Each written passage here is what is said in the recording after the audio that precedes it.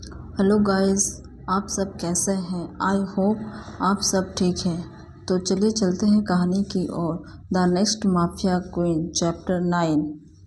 या कोई भूत है।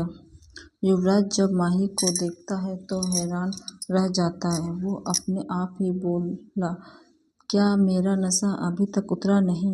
ये सपने वाली लड़की मुझे रियल में क्यों दिख रही थी। शायद मुझे वहम हो रहा है, लेकिन मैं एक बार चेक तो कर सकता हूँ। उसे लग रहा था कि ये उसका वहम है, इसलिए वो उसे चेक करने के लिए उसके आगे बढ़ने लगा। माई उसे अपने पास आते देख घबरा जाती है। उसे लगता है युवराज उसको मारने वाला है, इसलिए वो ड्रेसिंग टेबल के पूरे सट के खड़ी हो जाती है। वो सोचती है कि वो कैसे इस समय इस जगह से भागे, लेकिन युवराज उसके बहुत करीब आ गया था। उसने अपने हाथ माही को छूने के लिए बढ़ाए। माही को लगा युवराज उसे पीटने वाला है, इसलिए वो अपनी आंखें कस के बंद कर लेती है और पीछे उसका हाथ ड्रेसिंग टेबल के चीज़ों पर गिर जाता है, जिससे ड्रेसिंग टेबल का सामान नीचे गिर जाता है। युवराज सामान को गिरने की आवाज़ से होश में आता है और सामने खड़ी खूबसूरत लड़की को देखता है जो अपने आंखें कस के बंद की हुई थी। युवराज शॉक्ड था।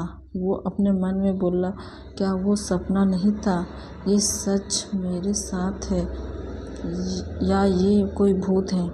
भूत कहते ही उसका मन डर से भर गया। बात ये थी, युवराज को भूतों से बहुत डर लगता था।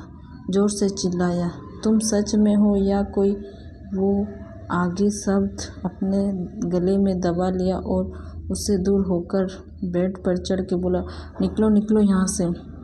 वही माही जो समझ रही थी कि युवराज उसे मारने वाला है, युवराज के चिल्लाने से सहम गई और अपनी आंखें खोल के देखी। युवराज बेड पर चढ़कर पिल्लो कस कर पकड़ कर उसे जाने को कह रहा है। माही का दिल फिर से टूट गया। युवराज ने फिर से घबराते हुए कहा, जल्दी जाओ यहाँ से। माही अब वहाँ नहीं रुकना चाहती थी।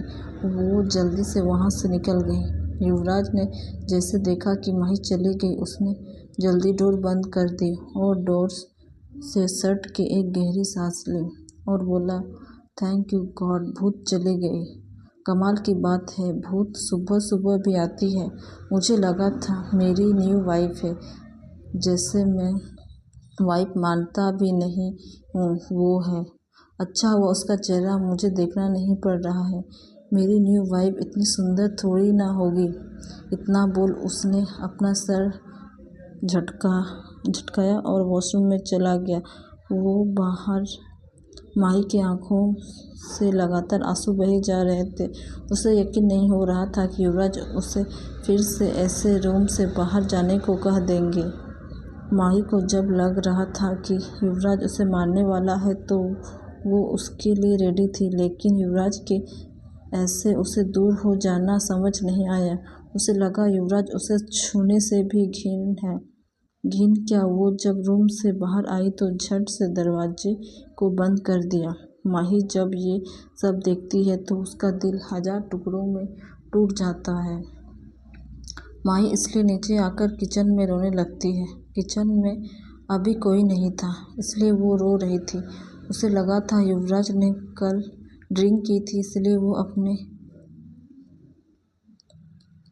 जज्बातों में आकर ऐसा किया था। लेकिन सुबह भी युवराज का यही रवैया देख माही का दिल चीख चीख कर रो रहा था। अब उसे कौन बताए कि आज सुबह युवराज को उसको देख ये गलतफहमी हो गई थी कि वो एक भूत है, इसलिए वो उसे अपने रूम से बाहर निकाल देता है।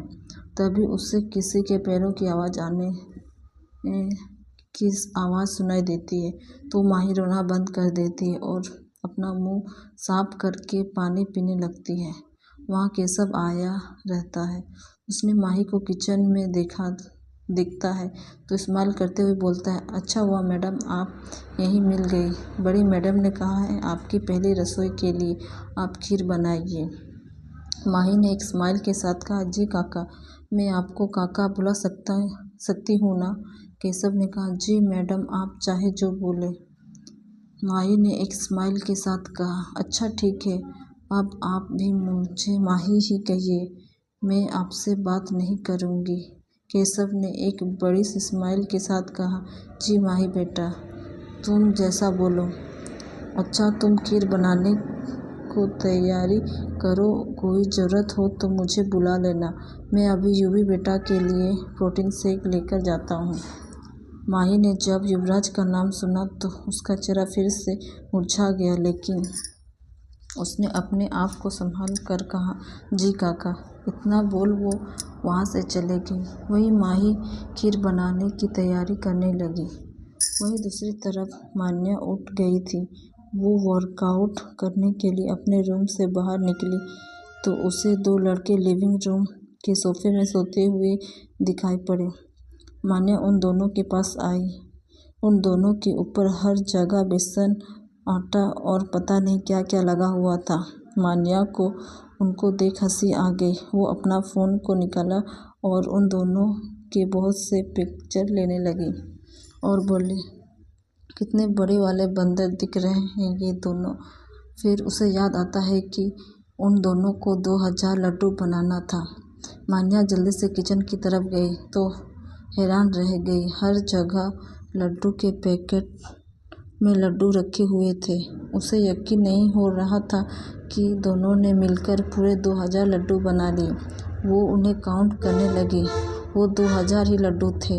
उससे यकीन नहीं हो रहा था। वो जल्दी से बाहर गई। लिविंग रूम में दोनों घोड़े बेच के सो रहे थे। आरिफ तो आराम से स्ट्रेट होकर सो रहा था, लेकिन नवीन बंदर की तरह सो रहा था और खर्राटे भी मार रहा था। मान्या उसके पास गई और पानी से भरी जग उसके ऊपर उड़ेल दी। नवीन के ऊपर जैसे पानी गिरा, वो घबराकर के उठ गया और जोर से चिल्लाने लगा और बोला,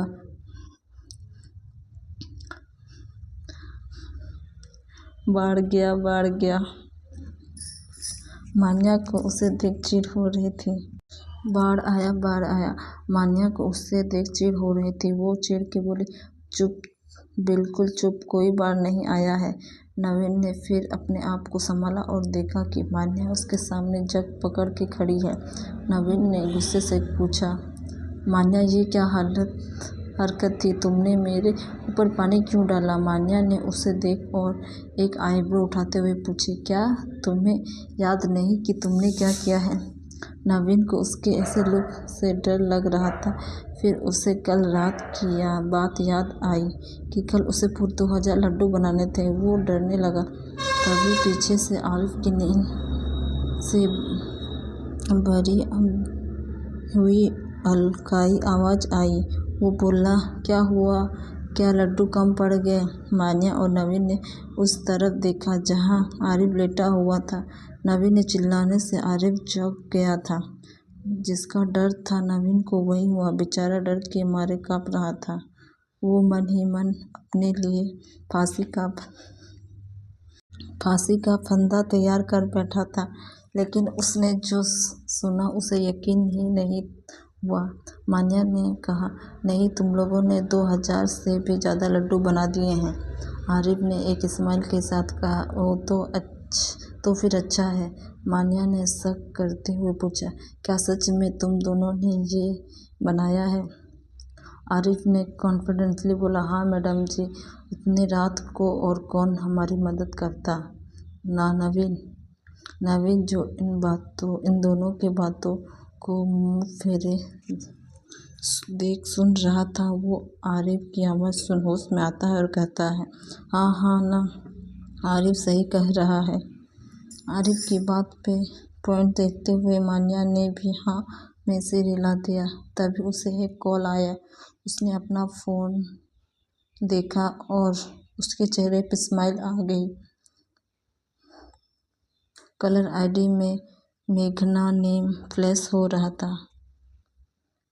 मान्या ने एक स्माइल के साथ कहा, तुम दोनों ने इतनी मेहनत की है तो अपने हाथ के लड्डू नहीं खाओगे? नवीन ने जल्दी से कहा, हाँ हाँ, क्यों नहीं। मान्या ने कहा, तो जाओ, तुम दोनों फ्रेश हो जाओ, तुम दोनों के कपड़े गेस्ट रूम में रखवा दिए हैं। इतना बोल वो कॉल अटेंड करने चले गए। आरिफ ने मान्या को देखा और नवीन के साथ गेस्ट रूम में चला गया। रूम में आते ही नवीन ने जल्दी से गेट बंद करके आरिफ से पूछा, भाई तूने ये कैसा किया?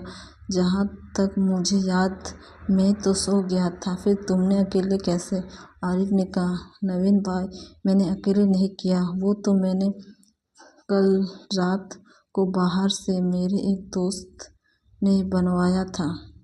नवीन ने हैरानी से कहा, कौन दोस्त? आरिफ ने कहा, अरे वही बाहर जो गार्ड है ना, वो मेरे गांव का ही है। नवीन ने हैरानी से कहा, अच्छा सच में? आरिफ ने कहा, हाँ मुझे भी हैरानी हुई, वो यहाँ काम करता है। नवीन हंसते हुए कहा, अच्छा हुआ, चलो इस बहाने हम दोनों बच तो गए। आरिफ ने भी एक स्माइल के साथ हाँ में सर हिला दिया। वही नीचे मान्या कॉल में बात कर रही थी। वो बोला, चिंता मत करो मेघना, मैं वो काम जल्दी ही करने वाली हूँ। मेरा नेक्स्ट माफिया क्वीन होना तय है। मेघना ने हंसते हुए कहा, वो तो तुम बन ही जाओगी। मान्या ने कहा, हाँ कह दिया। फिर मेघना ने कहा, क्या तुम्हें पता है नवीन कहाँ है? कल से घर नहीं आया है। मान्या ने सीढ़ियों की ओर देखा जहाँ नवीन और आरिफ आ रहे थे। दोनों बहुत हैंडसम दिख रहे थे। मान्या तो आरिफ को देखते ही रह गई। आरिफ ने एक white shirt and black pant पहना था, जिसने उसका चार्मिंग फेस और निखर रहा था। फ़ोन से फिर से आवाज़ आई, मान्या हेलो, मेरी आवाज़ आ रही है? मान्या होश में आई और फिर नवीन को देखती है, जो अपने चेहरे पर एक बड़ी वाली स्माइल के साथ आ रहा था। मान्या उसे देखकर एक इविल स्माइल देती है। वो बोली, वो कल से यही है। कल मैंने शादी कर ली ना, इसलिए। मेघना ने चौंकते हुए बोली, क्या तुमने शादी कर ली और तुम मुझे अभी बता रही हो? और नवीन तुम्हारे घर में है और उसने मुझे बताया भी नहीं। तुम उसे रोक के रखो, मैं अभी आती हूँ। मान्या ने कुछ नहीं कहा और फ़ोन डिस्कनेक्ट कर दी। उसे पता था कि मेघना को रोकना नामुमकिन है, इसलिए उसने उसे नहीं बुलाया। नवीन नीचे आकर जल्दी से बोला, मान्या चलो, तुम्हें लड्डू खाने थे ना हमारे हाथ के। मान्या ने कुछ नहीं कहा और एक स्माइल दे दी। वहीं आरिफ नवीन के पागलपंती को देख रहा था।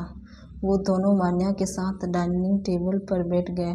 मान्या मेन चेयर में बैठी हुई थी और वेजिटेबल सूप पी रही थी। वो एक एक्ट्रेस थी, इसलिए उसे अपना हेल्थ का अच्छे से ख्याल रखना पड़ता था। आरिफ तो आराम से सादा खाना ही खा रहा था। नवीन भी वही खा रहा था। उसने खाना खा के कहा, चलो लड्डू जो हमने बनाए थे उसे खाते हैं। मान्या ने कहा, इतनी जल्दी क्या है, बस थोड़ी देर रुक जाओ। आरिफ और नवीन दोनों ने थोड़ी हैरानी से मान्या को देखा। वो सोच रहे थे कि मान्या उन्हें क्यों रोक रही है। आरिफ को थोड़ा अजीब लग रहा था, लेकिन उसने कुछ नहीं कहा। तभी मान्या को एक मैसेज आया। उसके चेहरे पर ना दिखने वाली स्माइल आ गई। मान्या फिर उन दोनों से कहा, अब तुम दोनों लड्डू खा सकते हो। आरिफ और नवीन ने अजीब नज़रों से मान्या को देखा, क्योंकि वो इतने प्यारे तरीके से बोल रही थी कि दोनों को यकीन नहीं हो रहा था। तभी एक मेड वो लड्डू लेकर आई जो उन दोनों ने बनाया था। लड्डू देख नवीन और आरिफ का मुंह में पानी आ गया। वो मेड और कोई नहीं, रकुल थी। वो पहले आरिफ को लड्डू देती है, जिसे वो निहार रही थी। तभी नवीन ने कहा, और मुझे भी दो। रकुल फिर होश में आई। वो जैसे नवीन को लड्डू देती, तभी किसी ने उसे पीछे से खींचा और रकुल पीछे छट गया। नवीन शॉक्ड हो गया और बोला, मेघना तुम?